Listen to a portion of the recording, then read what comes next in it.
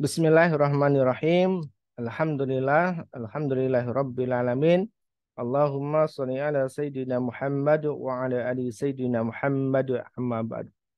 Alhamdulillah berbahagia kawan-kawan, Bapak Ibu, kawan ustadz-ustadzah yang bergabung pada program Challenge Manut Quran pada malam hari ini. Tema kita pada malam hari ini adalah tentang trilogi Manut Quran.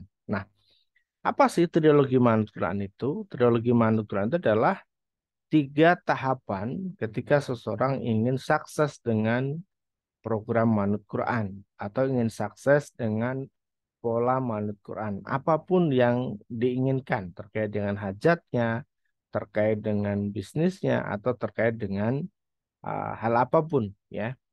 Nah, teman-teman, coba kita akan sedikit belajar dulu, yaitu dari Quran surah Al-Hajj ya, ayat ke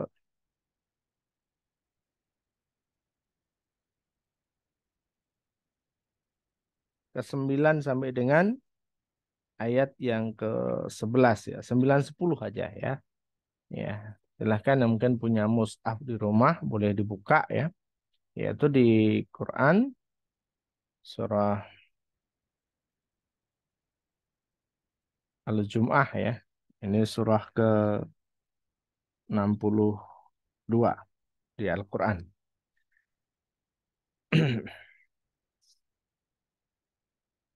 Baik, izin saya akan membacakan dulu ayatnya ya. A'udzu billahi minasy syaithanir rajim.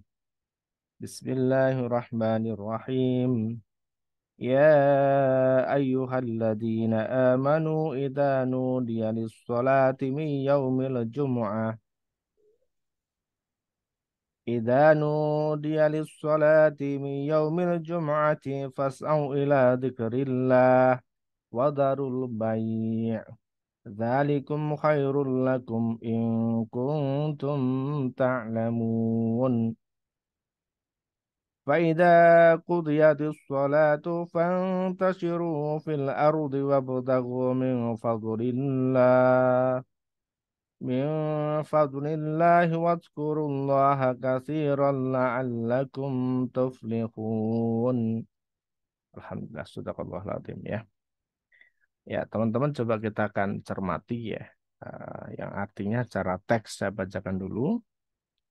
Itu, wahai orang-orang yang beriman, yang mengaku di hatinya ada iman, yang mengaku bahwa kelak akan berjumpa dengan Allah Subhanahu wa taala, yang meyakini bahwa setiap amal perbuatan kita akan dihitung oleh Allah Subhanahu wa taala. Diminta untuk apa? Apabila telah diseru untuk melaksanakan sholat, ya, sholat Jum'ah, maka segeralah kamu mengingat Allah dan tinggalkanlah jual beli. Yang demikian itu lebih baik bagi yang demikian itu lebih baik bagimu jika kamu mengetahui. Nah, teman-teman, Bapak Ibu semuanya, bahwasanya ketika kita meyakini atau mengakui bahwa Allah Subhanahu wa taala sebagai zat yang memberikan rezeki untuk diri kita, sebagai zat yang mengabulkan segala hajat-hajat kita, maka ketika Allah sudah seru, ketika Allah sudah panggil, maka diharapkan atau diharuskan kita untuk segera meninggalkan jual beli. Ini satu ya, nanti coba kita. Kemudian yang 10-nya saya bacakan dulu.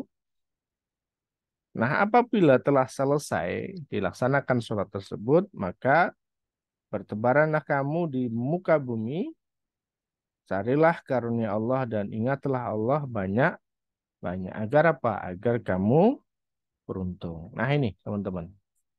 Jadi ini ada berlaku trilogi dari Manutur itu sendiri.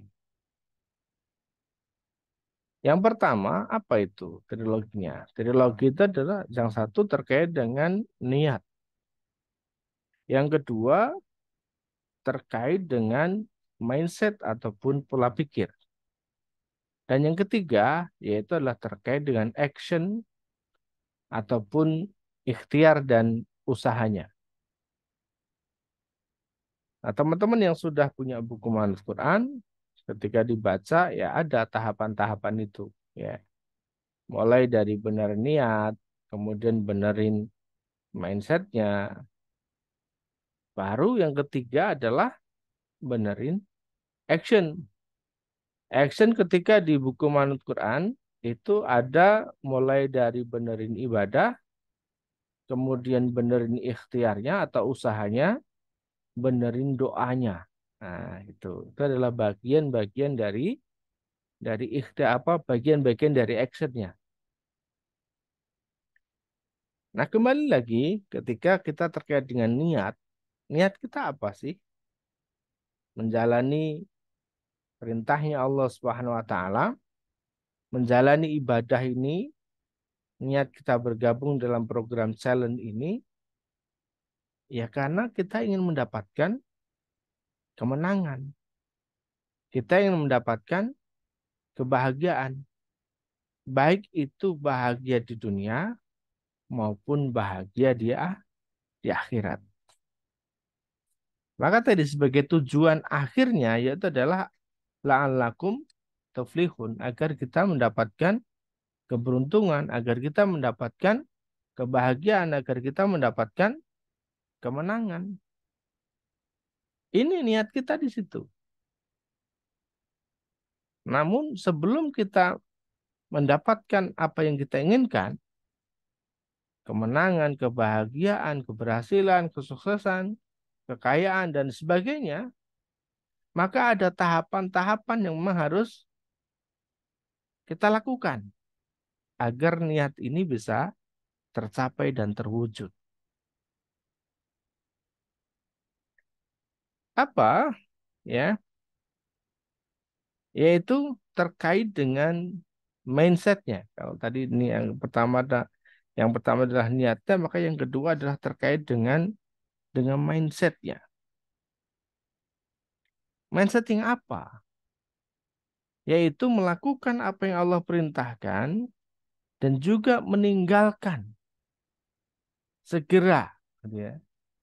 Jadi segera untuk memenuhi suruhannya Allah dan juga meninggalkan jual beli saja, untuk jual beli sesuatu yang dihalalkan oleh Allah saja itu minta ditinggalkan, apalagi sesuatu yang diharamkan oleh Allah, maka tentu sudah pasti harus kita tinggalkan. Kenapa? Karena kita harus punya pola pikir bahwa itu adalah yang terbaik. Itu adalah yang terbaik. Artinya, kembali kepada Allah itu adalah sesuatu hal yang terbaik. Dan ini hanya bisa dirasakan oleh teman-teman yang yakin, teman-teman yang beriman, teman-teman yang memahami. Ya, sebagaimana disebutkan tadi di ayat yang 9, ya, dzalikum khairul lakum in kuntum ta'lamun. Bahwa ini itu akan lebih baik bagi orang-orang yang mengetahui, bagi orang-orang yang faham, bagi orang-orang yang meyakini.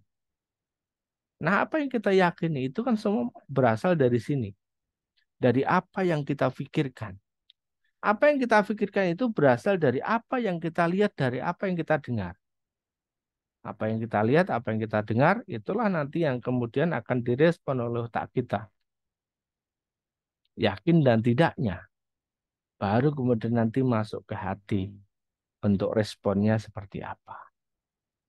Apakah kita lakukan respon dengan baik, atau justru malah sebaliknya respon itu. Kemudian terkait dengan actionnya, Allah Subhanahu Wa Taala juga memberikan action. Ada dua actionnya di sini.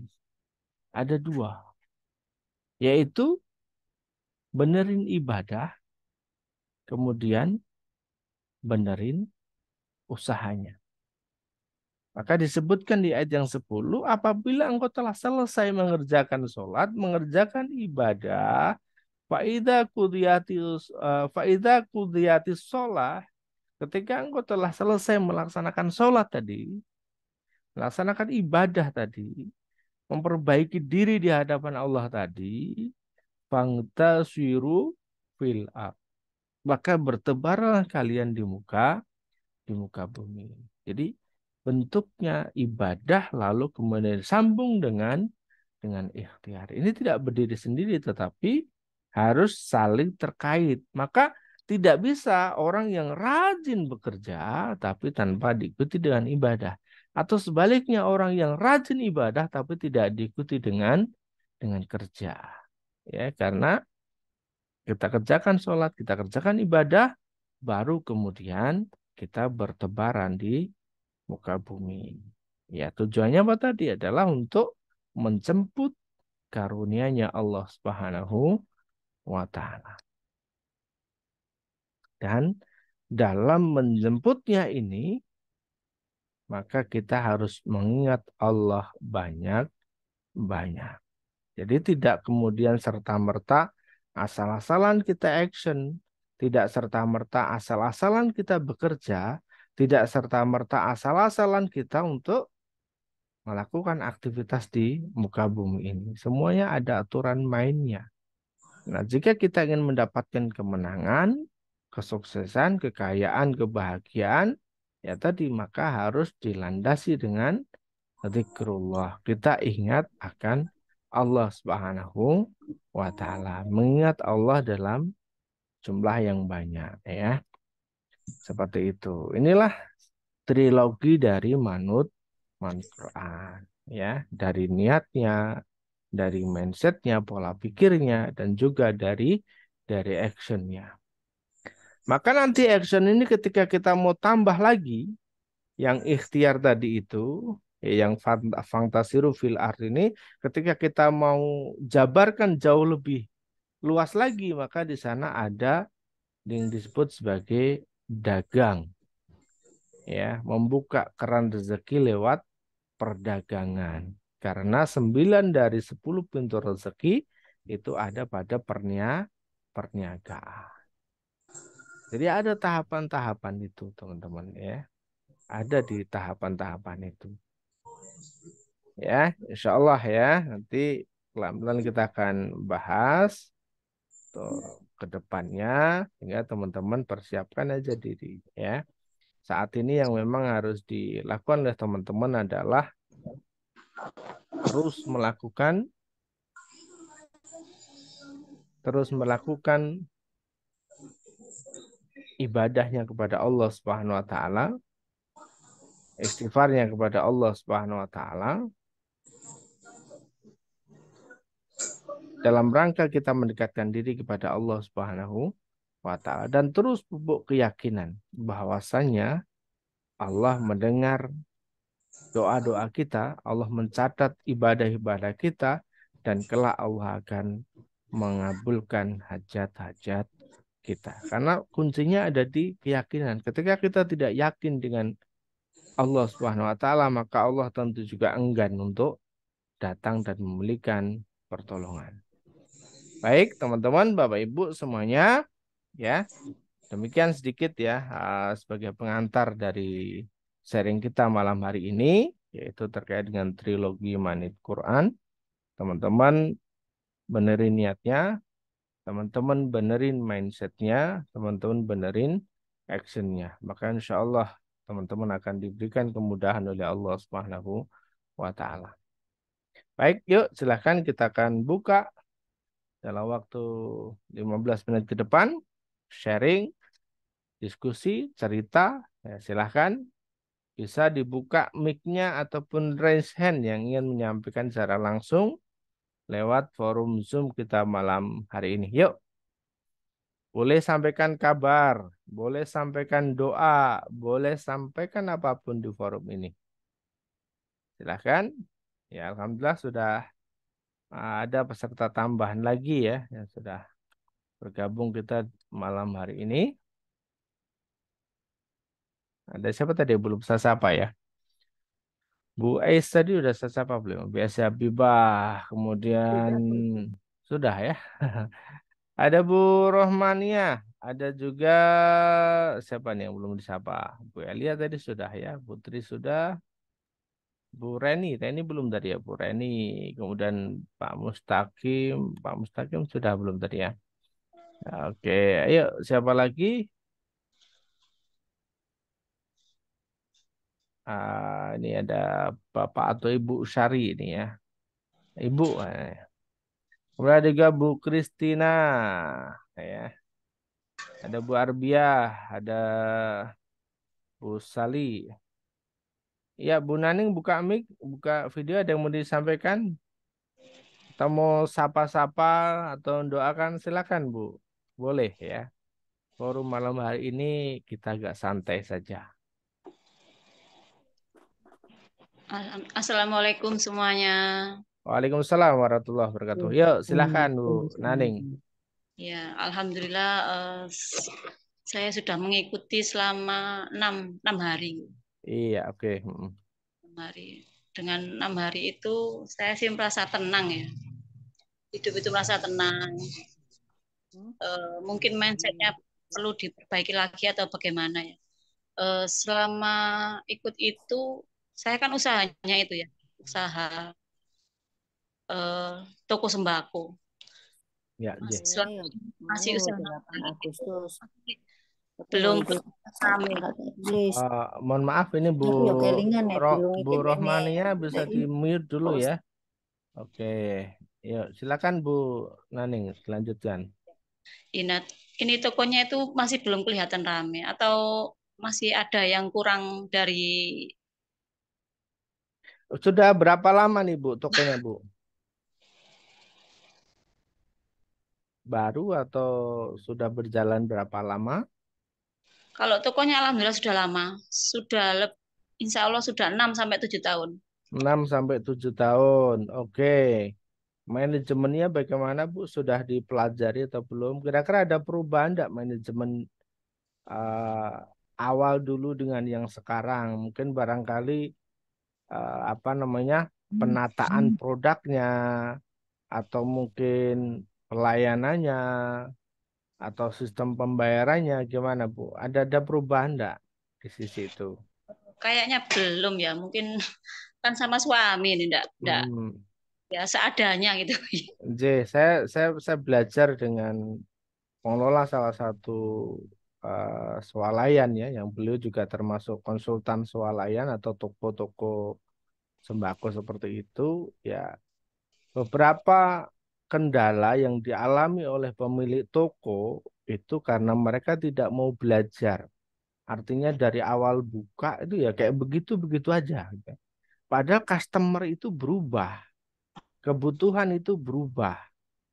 Jadi begitu customer datang atau calon pembeli datang itu ada nuansa yang tentu berbeda ya apa yang dialami, eh, kesannya seperti apa, apakah kesannya bersih itu juga termasuk bagian dari kesan nih, oh warungnya atau tokonya bersih nih, atau mungkin menyebutkan wah ini warungnya nggak kotor nih, atau mungkin wah warungnya kenapa auranya gelap ini, ada juga saya pernah ya jadi datang ke satu toko itu bukan bukan karena ruangannya gelap, tapi ya kan auranya gelap gitu ya.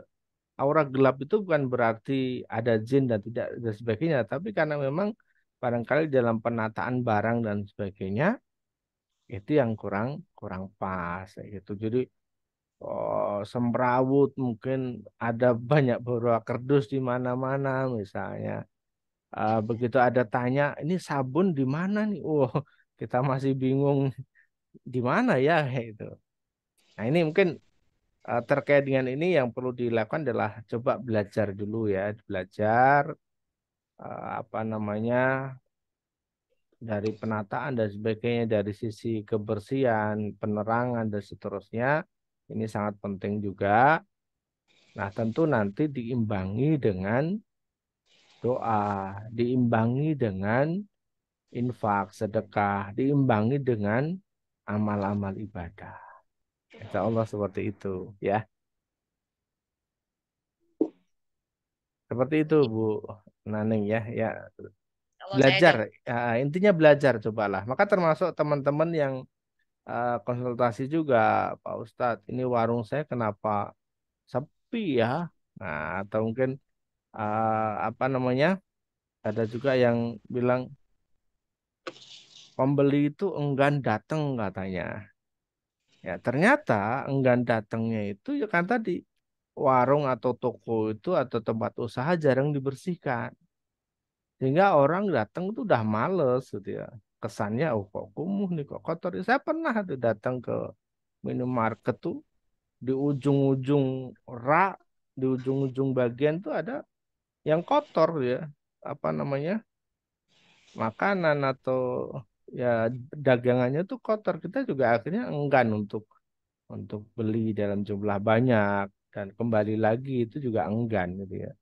Nah, bagian-bagian dari itu. Nah, nanti tentu diimbangi dengan ibadahnya. Insya Allah demikian, Bu ya. Ya, ya. Makasih, Pak. Oke, siap-siap. Oke, baik ya. Demikian tadi ada sharing-sharing dari Bu Naning. Kita doakan bersama-sama agar usahanya lancar, hajatnya dikabulkan oleh Allah Subhanahu wa taala, Amin. keluarganya diberikan kebahagiaan di dunia wal akhirah ya. Oke, amin. Yuk, yang lain barangkali ada yang mau disampaikan lagi.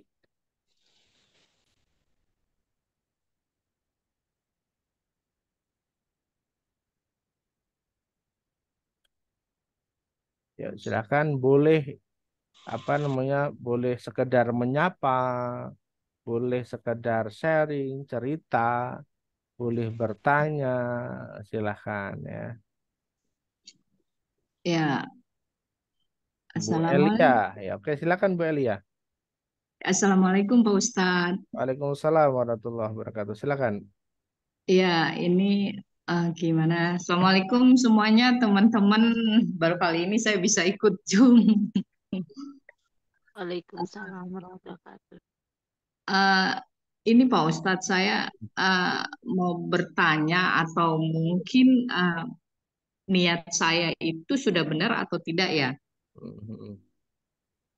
Kalau selama sih memang kalau untuk manut Quran, untuk challenge kan saya baru kali ini mengikuti. Iya, oke. Tapi untuk insya Allah untuk ibadah-ibadah yang lain sudah saya laksanakan. Ini berhubungan dengan hutang dan piutang itu ya Pak Ustadz ya. Mhm. Cuma Alhamdulillah saya udah 1 tahun ini saya sudah lepas dari riba. Oke, Alhamdulillah. alhamdulillah. Ya, oke.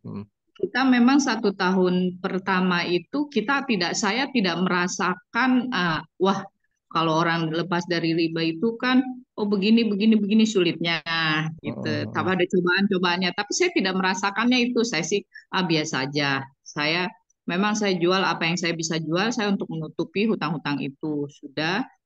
Tapi pas ikut mulai saya membenerin ibadah ini ikut challenge ini kok makin terasa itunya Ustadz apa kok semakin kayaknya oh iya nih saya semakin di ujiannya gitu semakin itu apa karena saya tidak bersyukur atau memang ini pelajarannya atau ini hikmahnya ya Ustadz cuma saya ngerasa saya ngikut manut Quran ini ikut ibadah ini saya merasa lebih tenang dari yang dulu-dulu dalam hal berdagang saya berdagang Pak Ustadz. Ya. Saya dalam artinya kalau kemarin itu setiap saya mau belanja, saya belum ada uang, saya belum ini, itu saya selalu pening, saya selalu ah kemerurusan, selalu gelisah, selalu gusar. Tapi pada saat saya sudah pasrahkan ini, saya sudah tenang aja. Kalaupun tidak ada, ya belum ada uang cukup untuk belanja, ya pasrahin aja nanti Allah aja yang belanjain. Saya mikirnya begitu. Iya, Saya iya. niat saya ibadah ini biar ditolong sama Allah, biar saya gampang, saya biar urusan saya mudah. Itu niat saya sudah benar atau belum ya Pak Ustadz? Mhm. Ya, Seperti itu. oke. Terkait dengan niat awal dulu juga pernah kami sampaikan ya bahwasanya boleh nggak sih kita itu ibadah niatnya buat ngarep dunia, niatnya buat ngarep kemudahan-kemudahan kita di dunia. Nah, kesimpulannya adalah boleh, ya, boleh. Jangankan kita yang ibadah, jangankan kita yang berdoa, jangankan kita yang rajin sedekah, infak dan sebagainya. Orang yang tidak ibadah sekalipun boleh kok minta sama Allah dunia. Boleh, Allah tidak larang. Ya, Allah tidak larang. Nah, terkait dengan kita, niatnya ketika kita ingin dimudahkan oleh Allah SWT terkait dengan urusan dunia, ya akan Allah berikan itu. Yaitu mungkin tahapan awal ya, kalau saya sampaikan kemarin, ini adalah masih di kelas awal, ya, kelas level 1. Yang nanti ketika teman sudah belajar dengan manut Quran, level ini dinaikkan, ya, naikkan pada level yang kedua, yaitu apa? Ibadah kita mengharapkan balasannya di Eh, akhirat. Jadi udah nggak mikir lagi soal urusan kita di dunia. Itu pasti nanti udah dimudahin sendiri sama Allah Subhanahu wa taala begitu di level kedua ini. Nah, nanti yang level paling tinggi adalah ketika kita ibadah, kita sudah tidak lagi mengharapkan balasan dari Allah Subhanahu wa taala baik itu di dunia maupun di akhirat. Yang kita harapkan cuma satu, Allah ridho dengan ibadah yang kita lakuin. Karena ketika Allah udah ridho, jaminannya adalah surga dunia, surga akhirat. Begitu. Itu nanti ada di level yang ketiga. Jadi udah nggak mikir lagi mau dibalas, silakan, enggak juga nggak apa-apa, udah nggak ngaruh kayak gitu. Itu yang di level akhir ya. Maka kalau tadi Ibu tanyakan niatnya gimana, ya boleh aja, silakan Bu, ya diperbolehkan. Tapi nanti ketika Ibu sekarang udah paham, udah ngerti, ya udah levelnya dinaikkan lagi. Ya kan, kita levelnya mencari ridhonya Allah Subhanahu wa Buat ta'ala. Sehingga nanti kita udah nggak ada urusan lagi, mau urusan dunia, urusan akhirnya kita udah nggak ada urusan lagi. Kalau kita udah ikhlas, pasrah, ridho dengan Allah, agar Allah juga ridho dengan diri kita, itu kayak begini. Kalaupun nanti kita mau dibikin sulit oleh Allah hidup di dunia ini, ya no problem. Kalau memang itu udah menjadi ketetapan Allah. Kalaupun nanti kita di akhirat masuk ke neraka, ya enggak apa-apa. Kata kalau memang itu udah ketentuannya Allah, sudah ridhonya Allah. Jadi kita udah pasrah ya. Mau dikasih dikit, mau kasih banyak, udah kayak begitu. Tapi ketika udah di level itu, justru Allah yang memberikan kepada kita itu adalah sesuatu yang luar biasa. Justru kebaikan-kebaikan yang Allah berikan. Contoh begini, teman-teman mau bayar utang nih. Mau bayar utang, teman-teman udah nggak punya pekerjaan, asetnya udah habis, harus bayar utang. Coba gimana nih? Keluarga udah nggak dukung, masyarakat udah ngehina, udah nggak udah ibarat kata teman-teman yang sering sharing itu udah berada di paling bawah Ustadz kayak gitu ceritanya. Udah paling mentok katanya. Udah nggak bisa diandelin lagi. Ketika udah di level seperti itu, udah nggak usah mikirin solusi lagi, udah nggak usah mikirin mau gimana, udah cukup ridhonya Allah. Ketika memang kita harus dihinakan di dunia ini, ya sudah. Kalau memang itu udah ketentuan Allah, it's okay. Dan yang terjadi apa? Justru di level-level pasrah seperti itu, total kepada Allah Subhanahu wa taala, justru Allah datang ngasih pertolongan. Bisa bayar utang, bisa lunas, bisa macam-macam. Nah, seperti itu Bu Elia ya, silakan. Ya, kalau awal sih enggak apa, niatnya ingin lunas utang. Teman-teman ikut challenge niatnya ingin apa namanya? Punya rumah, punya kendaraan, boleh, boleh ya. Tidak ada larangan. Tetapi nanti kalau sudah ikut, ya coba levelnya dinaikkan lagi. Minimal satu level mengharapkan ridhonya Allah, apa namanya, mengharapkan balasan di Akhirat. akhirat. Nanti syukur sudah di level yang ketiga, yaitu adalah mengharapkan ridhonya Allah Subhanahu wa Ta'ala. Insya Allah. Barangkali kita masih ingat gak apa namanya, seorang ahli ibadah, tahajud, sholat, membang, baca Quran dan sebagainya. Kemudian begitu dia meninggal dunia, dimasukkan oleh Allah Subhanahu dalam surganya, diminta masuk ke surga karena apa namanya, dengan rahmat Allah gitu ya. Dibilang malaikat seperti itu, dia malah protes. Dia protes ke malaikat, bukan karena rahmat Allah saya masuk surga, tapi karena amal ibadahku. Nah, karena dia protes ke malaikat bilang begitu, sama Allah, dah masukkan dia ke neraka. Jadi bukan karena apa-apa, ya Allah tuh bisa bikin kita itu bahagia, bikin kita senyum, bikin kita masuk surga, bisa bikin kita masuk neraka, itu bisa. Maka yang kita kejar adalah ridhonya Allah. Maka apapun yang kita lakukan ini dalam rangka kita ingin Allah tuh ridho. Nah, bagaimana caranya? Ya kita ibadah tadi, ya kan, mulai dari niatnya, mulai dari mindset kita, kemudian dari action-action kita. Kita ngebahagiain makhluknya Allah yang ada di sekitar kita. Itu dalam rangka kita mencari ridhonya Allah. Karena bisa jadi, contoh begini teman-teman, dari hal kecil ya, bisa jadi kita itu, misalnya nih, kita ngasih makan ke 10 tetangga kita di samping kanan kiri. Bisa jadi Allah itu ridho dengan salah satu aja, bukan dari semuanya. Jadi yang ngebuat kita itu masuk surga itu kadang bukan bukan semua amal kita. Bisa jadi dari hal kecil misalnya, ya, dari salah satu yang kita tolong misalnya. Atau saya sering sampaikan juga teman-teman, ketika teman-teman di jalan ketemu batu, ketemu duri, ketemu kaca yang ngeganggu jalan, atau lihat sampah berserakan di pinggir jalan, teman-teman itu pungut, masukkan ke tong sampah. Bisa jadi amalan-amalan kecil itu yang mungkin seolah-olah tidak terlihat ya, itu bisa jadi membuat Allah ridho. Ya kan, kalau Allah ridho, ya udah, lantaran apapun kan bisa.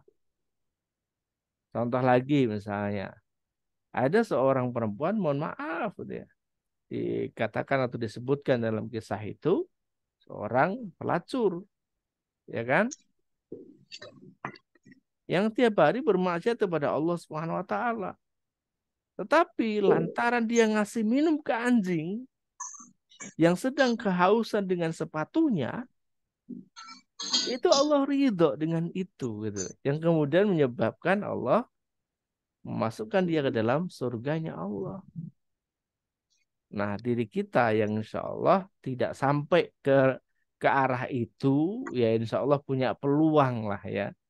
Punya peluang. Asal tadi memang kita melakukan hal-hal ibadah dan sebagai bentuk aktivitas kita di dunia ini dengan mencari ridhonya Allah Subhanahu wa Ta'ala. Insya Allah demikian Bu Elia, mudah-mudahan bisa paham ya. Saya jabarkan banyak contoh tadi ya. Iya, iya, Pak Ustadz. Terima kasih, Pak Ustadz. Oke, baik, siap. Assalamualaikum. Waalaikumsalam warahmatullahi wabarakatuh. Ya, Bu Popon buka mic ini. Ada mau disampaikan Bu Popon? Iya. Assalamualaikum warahmatullahi wabarakatuh. Waalaikumsalam warahmatullahi wabarakatuh. Maaf Ustadz, saya mau bertanya gitu ya. Ini tentang adab berdoa gitu, karena saya merasakan saya ini bukan orang yang apa ya, bukan orang yang pandai begitu ya, bukan orang yang pandai untuk merangkai kata-kata untuk berdoa begitu Ustadz. Oke. Ya Ya. kan.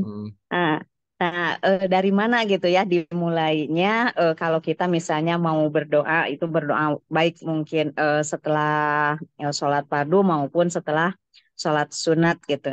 Ya, jadi dari mana dimulainya? Apakah dari misalnya kita memohon ampunan dulu kepada Allah, baru yang lain-lainnya, atau bagaimana gitu Ustadz? Minta pencerahannya karena saya bukan ahli orang yang bisa merangkai gitu kata-katanya. Oke. Ya, baik. Nah, apa yang kita lakukan malam hari ini doa zikir manut Quran itu sudah kami susun sebagai tahapan wasilah kita untuk menyampaikan doa. Doanya kan di belakang, ya kan? Diawali itu kita beristighfar dulu, mohon ampun sama Allah, ya kan? Lalu kemudian memuji Allah, tahlil, ya kan? Kemudian kita baca Quran. Ayat-ayat Quran tidak ada bagian kan? Ada Al-Fatihah, Al-Baqarah. Itu adalah bagian-bagian dari ayat Al-Quran sebagai wasilah pengantarnya. Ditambah lagi dengan sholawat Nabi kita Muhammad Shallallahu Alaihi Wasallam sebagai pengantarnya. Nah, kalau sudah baru tuh disampaikan doanya, baru tuh disampaikan hajatnya. Kalau nggak ngerti Arabnya, udah deh bahasa Indonesia sesuai dengan hajat dan keinginan kita. Ya Allah, saya pengen bangun ini rumah. Rumahnya udah mau roboh, udah peot. Kalau hujan ini bocor, kalau kalau apa namanya musim panas kepanasan, misalnya ini misalnya. Nah, tujuannya untuk apa? Kasih alasan biar kuat. Karena saya punya keluarga ya Allah, ada orang tua yang tinggal di sini, ada anak-anak yang tinggal di sini. Ya, kasih alasan. Atau misalnya ya Allah, saya ingin punya penghasilan 10 juta per bulan. Saya mau nyantunin anak yatim. Tetangga saya ada yang yatim ya Allah, kasihan. Saya pengen bantu. Nah, jadi ada pengantarnya. Pengantarnya tadi ada bacaan Quran, istighfar, sholawat. Itu adalah bagian bagi kita muji Allah dulu, ya kan? Maka tidak ada apa namanya nanti ada misalnya ya Allah, ya Karim, ya Allah, ya Rozak, dan seterusnya. Ya Rahman, ya Rahim itu adalah bagian-bagian dari pengantar kita merayu Allah. Baru kemudian nanti disampaikan doa dan hajat kita. Insya Allah seperti itu. Nah, dalam menyampaikan hajat, maka ini kami sarankan ada alasan. Kenapa? Ya Allah, saya pengen mobil ya Allah. Kenapa? Kan ada alasan. Saya pengen mobil ya Allah. Keluarga saya banyak. Saya, istri, anak saya 9. Misalnya nih. Anak saya 9. Ini kalau naik motor gimana boncengnya ya Allah? Ada Allah kasih tuh mobil agak gede ya kan. Bisa muat semuanya. Jadi ada alasan-alasan seperti itu yang insya Allah kita akan menguatkan. Maka di bab awal buku Manut Quran ada alasan kenapa kita minta sama Allah, kenapa kita ingin dikayakan sama Allah. Karena kita punya alasan begini loh. Nah, gitu ya. Insya Allah demikian Bu Popon ya. Iya, iya. Isi Terima doanya, kasih Ustaz. isi Ya, doanya sih terima kasih. terserah kita ya. Insya Allah seperti itu. Ya oke baik. Terima kasih Bu Popon ya. Tadi saya lihat ada chat ini. Oke coba saya lihat dulu ada chat tadi. Oke, saya coba baca. Mau dari Pak Yatino. Assalamualaikum Kang, mau tanya, kenapa ketika saya sedekah sedikit Allah langsung balas, tapi ketika saya banyakin nominalnya malah Allah nggak bales. Makasih Kang jawabannya. Nah, mungkin saya nggak tahu juga deh. Saya nggak pengen pakai kata mungkin. Begini Pak Yatino. Sebenarnya Allah tuh bales, ya kan? Kalau sedikit Allah balasnya mungkin bentuknya juga uang ya kan. Lewat orderan, lewat gaji tambahan atau lewat apapun pemberian orang lain. Kalau nominalnya banyak, ini bisa jadi Allah balasnya itu lewat yang lain. Lewat kita dikasih sakit, ya kan? Lewat, mohon maaf, lewat kita itu dikasih sehat, bukan sakit ya. Lewat kita itu dikasih sehat sama Allah. Lewat kita tuh dikasih anak-anak yang soleh dan solehah. Yang ini kalau dirupiahkan, itu lebih besar dari apa yang kita harapkan. Jadi selalu berpositif aja sama Allah Subhanahu wa taala. Dan yang Allah inginkan itu bukan nominalnya, tetapi keistiqomahannya. Nominalnya besar, istiqomah itu jauh lebih baik ya. Nominalnya besar, istiqomah itu jauh lebih baik. Insyaallah demikian Pak Yatino ya. Lakukan, jangan jangan pernah putus asa. Insyaallah dibalas kok sama Allah Subhanahu wa taala. Hanya kadang kita itu sadar nggak ketika Allah sudah balas. Bu Heni, Assalamualaikum Pak Ustadz. Mohon pencerahannya. Setiap kali kalau berdoa, selalu minta rezeki. Memang dalam kehidupan sehari-hari, rezeki kita butuhkan untuk kehidupan sehari-hari. Namun setelah kita diberikan rezeki dan mendapatkan yang kita inginkan, lalu hisapnya besok, kita di akhirat bagaimana supaya kita selamat di dunia dan di akhirat. Mohon pencerahannya, tidak supaya kita tidak salah menggunakan. Nah tadi, maka ketika kita minta itu ada alasannya dong. Ya kan? Ya Allah, saya pengen diberikan rezeki 200 juta misalnya. Buat apa? Mau ngebangun pondok pesantren, mau ngebangun musola di tempat saya yang mau rubuh misalnya. Mau ngebangun jalan di depan kampung saya yang rusak, ya kan? Jadi kasih alasan dong sehingga besok ketika dihisap jelas dari mana dapatnya duit. Saya dari usaha, saya dari dagang. Buat apa? Bu, hasilnya dari dagang itu duitnya, rezekinya buat apa? Buat bangun jalan tuh. Nah, itu jadi jelas ya. Kayak gitu. Ya, maka harus ada alasan Bu Heni ya. Kemudian Bu Novi. Di surah Al-Ankabut ayat 2, apakah manusia mengira bahwa mereka akan dibiarkan hanya mengatakan bahwa kami telah beriman dan mereka tidak diuji. Nah, perlu kita pahami dan hayati ayat tersebut. Iya, betul sekali Bu Novi ya. Bahwa ketika orang sudah mengatakan saya beriman, itu pasti akan diuji sesuai dengan tingkat keimanannya masing-masing. Ya, insya Allah ketika iman kita kuat, berarti ujiannya makin kuat juga kayak begitu. Yakin aja begitu ya. Insya Allah ya, karena kenapa saya dulu uh, sholatnya bolong-bolong kok rezeki terlihat lancar misalnya karena ujiannya berbeda ya, ujiannya berbeda. Semakin kita terus memperbaiki dan ibadah dan bagi diri, Allah memberikan nikmat yang sangat luar biasa. Maksud nikmat di sini adalah ujian-ujian dari Allah. Teruslah meningkatkan takwa pada Allah sampai ada kata pasrah dan tawakal. Nah, betul tadi ya yang kami sampaikan. Tapi percayalah dari ibadah yang kita lakukan adalah ketenangan yang luar biasa yang kita dapatkan yang tidak bisa disandingkan dengan materi. Oke, mohon maaf ya Ustaz. Oke, terima kasih atas sharingnya Bu Novi. Betul sekali. Jadi udah ada pasrah, udah nggak lagi mengharapkan balasan di dunia dan balasan di akhirat. Terserah Allah mau ngebales atau enggak kayak gitu. Ibaratnya kan gitu ya kan. Ibaratnya kalau gini kayak gini. Kita nih lagi nolong tetangga nih ya kan.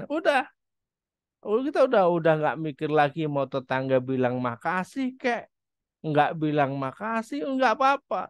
Mau kita dikasih makanan kek nggak dikasih makanan kek nggak apa-apa. Yang penting kita udah nolong, udah selesai. Nah, itu udah di titik poin itulah kita insya Allah akan ditolong oleh Allah Subhanahu wa Ta'ala. Oke, insya Allah ya. Alhamdulillah sudah jam 9 lebih ya. Alhamdulillah teman-teman yang sudah bersama dengan malam hari ini. Terima kasih juga saya ucapkan kepada Mbak Emma sebagai admin yang sudah mendampingi ikhtiar kita di Zoom dan juga di grup setiap harinya. Teman-teman boleh juga ya sharing dengan Mbak Ima juga tanya terkait dengan aktivitas ibadah, terkait dengan aktivitas challenge-nya. Silahkan teman-teman juga boleh sharing-sharing dengan kami secara langsung di grup WA atau cara pribadi dipersilahkan. Insya Allah kita saling support, saling mendoakan antara satu dengan yang lain. Berharap bahwasanya Allah ridho dengan apa yang kita lakukan ini. Meskipun kita mendoakannya sedikit misalnya, ya kan? Kita mendoakan orang lain, ya insya Allah ketika itu Allah ridho, maka jauh lebih baik. Baik teman-teman semuanya, Bapak Ibu, mari kita tutup sharing malam hari ini dengan bacaan hamdalah dan doa kafarah majelis bersama-sama.